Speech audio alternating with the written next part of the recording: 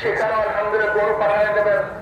এই কথা বলার পর আলহামদুলিল্লাহ দেখা যায় আমাদের বহু ভাইরা তারা তাদের বিবাহে বা বিভিন্ন কাজে মাথায় করি। আমাদের পরিবারের অবস্থা এরকম, যদি কেউ কোনো বিপদ আমাদের মধ্যে পড়ে সাথে সাথে চন্ময় মাদ্রাসা আমরা মানত করি। আল্লাহ আমাদের শুক্র আমরা দেখছি চন্ময় জানায় মানত করলে আল্লাহ রব্বুল আলামিন খুব বেশি ফায়দা দেয়, খুব বেশি উপকার হয়। এর জন্য আমি বলবো যে যারা আছেন চরমনাই মাদ্রাসা আপনাদের দান বেশি করবে। এই সামনে রমজান মাস আসতে আছে,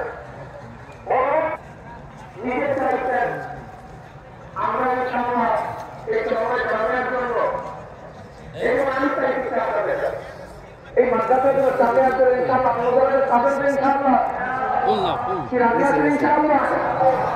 মাশাআল্লাহ এই কাজটা করবেন।